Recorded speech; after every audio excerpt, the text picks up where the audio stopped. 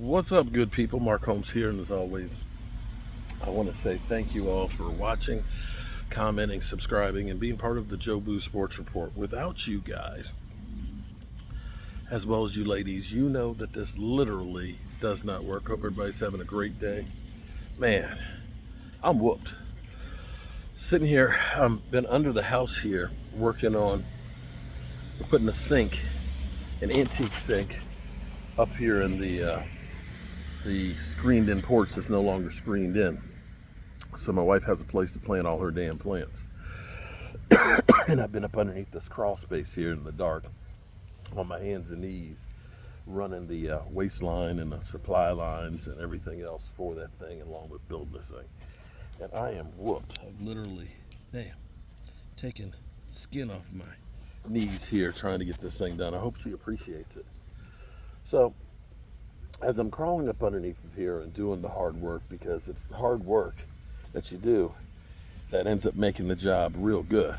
If you don't put in the hard work, if you half-ass it, if you look at Facebook, you'll see like these plumbing channels where it's like basically a free-for-all to tell people how much of an idiot they are for the way they did stuff. And yeah, that's how it kind of works. And that's how it could be with the Cowboys. So we're sitting here about 2.5 weeks from training camp opening up. And as we look here at the Dallas Cowboys, are they done? I mean, seriously.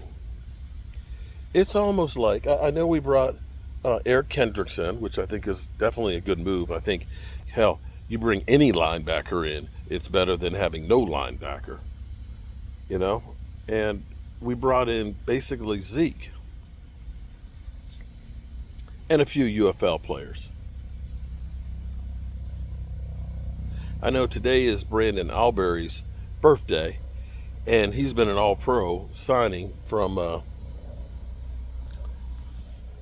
because of from being from the USFL. And he's been great. Kayvon Turpin's been pretty good. You know, we've signed a few guys that are UFL guys. But that's it.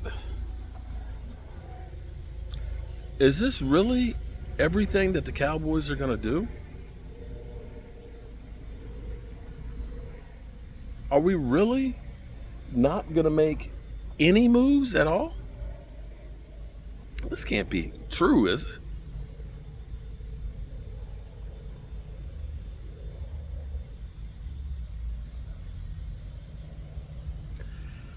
There's a rumor out there being spread that Jerry Jones could be selling the team to the Saudis. Saudis bought into golf. Saudis have a lot of money. Jerry Jones loves money. Typically, when you're going to sell something, when you're going to sell a team, a business, and things like that, they pretty much gut the team or dump the salaries. So that way they can put in more money in their pocket. Because basically, when you sell, whatever the team has is what the team has. If you end up taking out a whole bunch of money or spend a whole bunch of money on stuff, or pay yourself a whole bunch of bonuses and so on, and sell the team, well, that's more profit for you. That's more of the fat that you're cutting. Case in point, here I can give you a great example. A few months back, we heard that Michael Irvin, along with many other big-name personalities from NFL Network, they weren't going to be renewing the contracts. First thing people thought was, oh my God, did Michael Irvin do something? Is he in trouble? No. They were paring down salaries, saving money.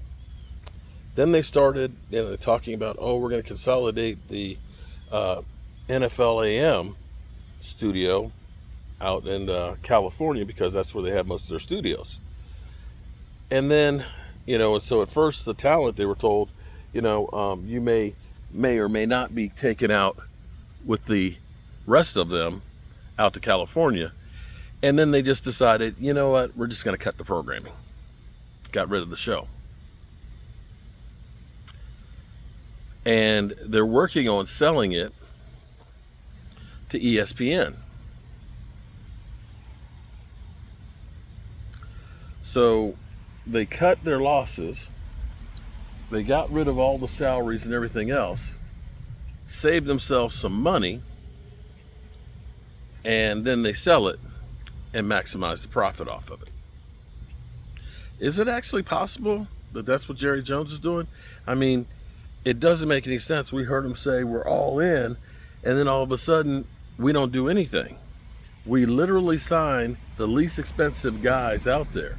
The only reason why we have Eric Kendrick was he really wanted to be here with Mike Zimmer. It wasn't that the Cowboys were going to pay him more than San Francisco, because San Francisco, they were going to pay him more. But he wanted to be here with Mike Zimmer. And Zeke Elliott, he ain't making a whole lot of money either. He's got basically a performance-based contract for the most part. And they haven't paid Dak, getting rid of all that cash. Right? They haven't paid CD. They haven't paid Micah Parsons. And they've done nothing as far as coaches. Are all in one-year deals. So you haven't had to pay that bonus that if you sign Mike McCarthy to an extra year.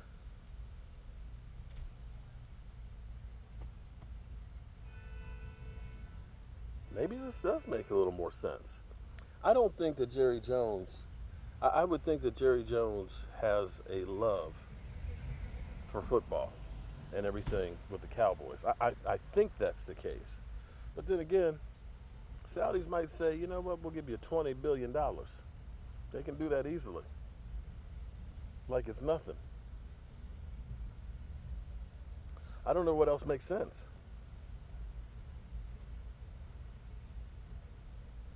Here's a question for you. I know people always say they wish Jerry Jones would just sell the team. That we won't win until Jerry Jones is gone. Would you want America's team to be owned by the Saudis? Anheuser-Busch, believe it or not, is owned by the Bohemian Brewery. Bohemian? It ain't American. It's not. It's German.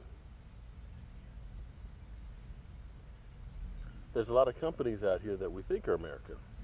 Pearl Vision Center and all that, and all the ORIs and stuff, it's all owned by a parent company that's in Europe.